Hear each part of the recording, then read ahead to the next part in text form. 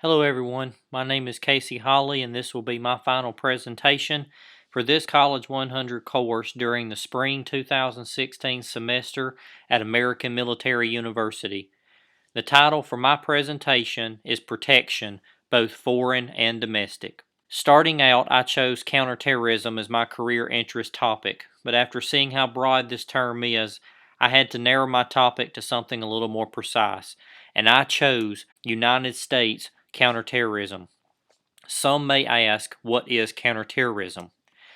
The U.S. policy on terrorism response defines counterterrorism as the practices, tactics, techniques, and strategies which has an overarching theme and has the legitimate security imperatives that can be accommodated within an organization rather than erode the applicable international rule of law, framework, and its inbuilt mechanisms for exceptionality. I'll go into more detail as in the following slides.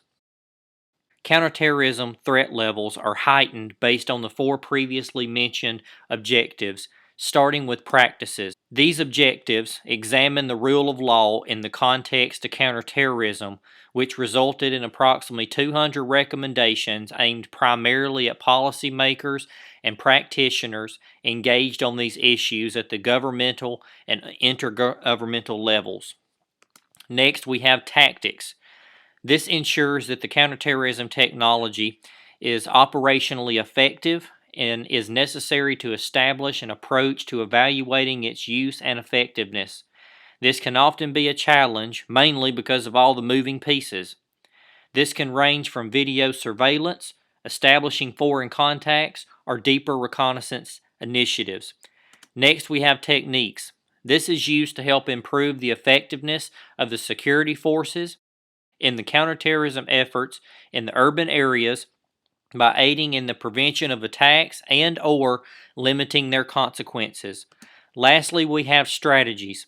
This allows the input of expert knowledge to allow for quicker and more precise management of the threat. These four governmental objectives are used by the U.S. government, military, police departments, and corporations in order to adapt in response to terrorist threats and or acts both real and imputed. Basically, when there is a high threat level of any given type, these organizations, the U.S. government, military, police departments, and corporations, they all work in sync to defeat the enemy before they can do any harm. Over the past 20 to 40 years, there has been many different types of terrorist attacks, from assassination attempts on the president to kids shooting up schools to the more recent bombings in Israel and the shootings in Orlando. Counterterrorism must change based on circumstances. The United States military, as well as many other agencies, have adapted new recon technologies, tactics like drone strikes, GPS tracking, and many other technologies. The most well-known counterterrorism effort that we may be familiar with today would be the missions we are doing in Iraq and Afghanistan. But there are others that we may not even see as terrorism. What happened at Columbine High School was definitely a horrible act, but it can also be classified as a terrorist act and can fall in the criminal justice model, as well as the more recent shootings in Orlando. Those would also fall within the criminal justice model. In the past, there have been methods of interrogation that some would be considered unethical, but it was also very effective. So counterterrorism must adapt based on the restrictions given. We're not allowed to beat terrorists anymore to interrogate them, so we must change our interrogation techniques so we can actually get the information we need to save lives and prevent more attacks. The next thing I will cover is the types of work you can get in counterterrorism. There are many different agencies and organizations someone can work for in the field of counterterrorism. You can work with the Federal Bureau of Investigation, or the FBI. Whenever a terrorist act takes place, the FBI are part of the investigation, and they can investigate possible terrorist acts and even terrorist acts that have already taken place. Next, you have the National Security Agency, or NSA.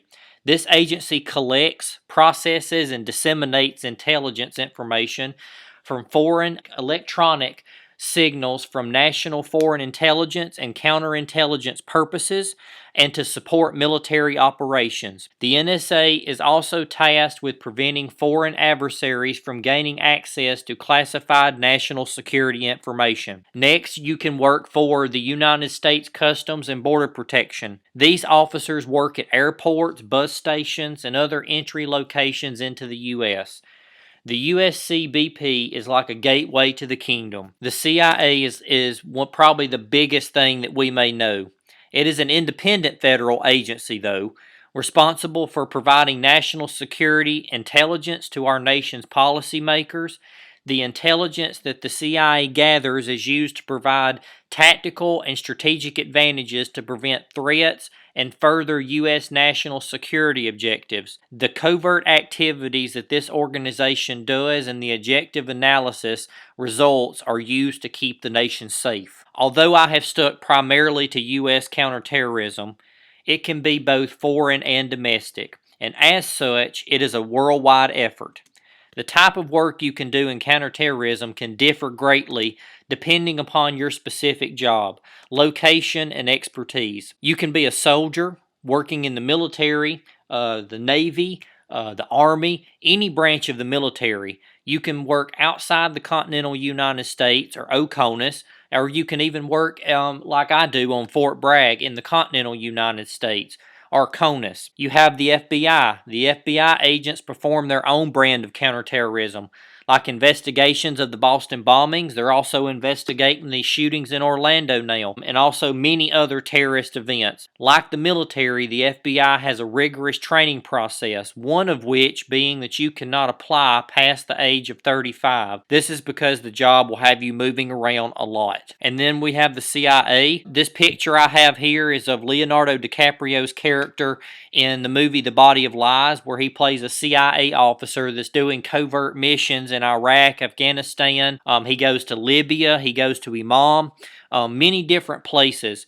But that movie plays very true to what the CIA does overseas. Most of these guys will work in a cubicle, but the more healthy of the bunch, like, of course, DiCaprio's character, they would be out in the field gathering intelligence, working with the militaries, and helping them to stop the enemy. Many of us have went through an airport, bus station, cruise port, etc., and this is where you will see the U.S. Customs and Border Protection agents.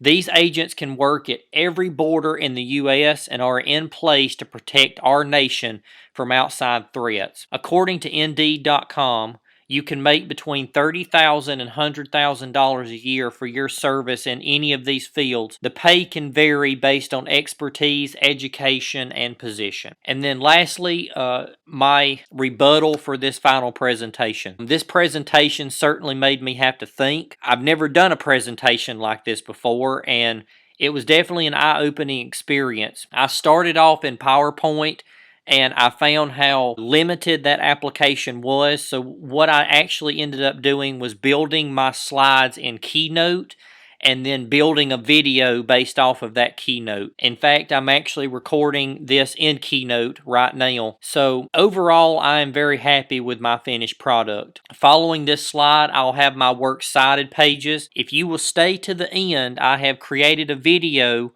at the very end with a little bit of a music added to it. It's very basic. I mean, I made it in Keynote.